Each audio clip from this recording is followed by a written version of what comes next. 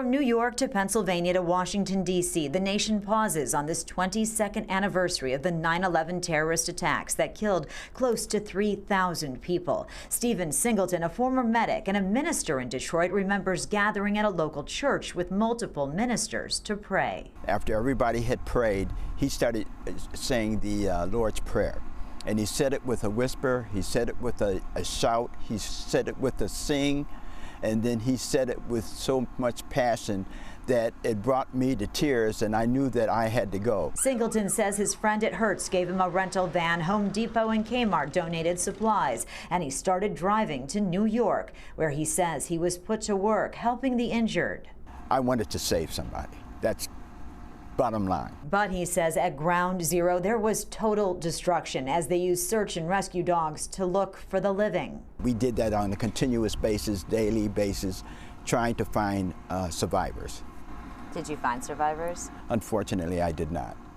And so therefore, I was very, very disturbed and disheartened that, I came there I was on a mission from God to save someone. But Singleton says he would end up helping in other ways at the Family Assistance Center. That was the hardest thing I've ever did in my entire life, and I didn't realize that's what was going to happen.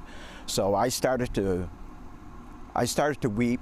Singleton was not alone. So many were so distraught, like George, who Singleton met and counseled and is still friends with today. George told him about a firefighter who rushed in up to the second tower as George and so many others fled down the stairs. He tapped him on the shoulder and he said, "I'm going to be all right, go ahead and go."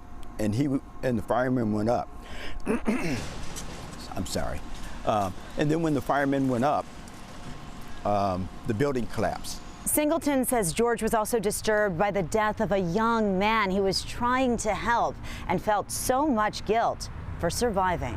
I explained to him, I said, "Listen, God has something for you. This young man has gone home, but God has something for you." And you know what he does today? He's a guide at the 9/11 site.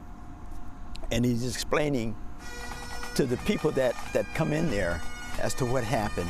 Finding purpose and a calling out of hatred and tragedy, and, says Singleton, a lesson for all. The lesson is love.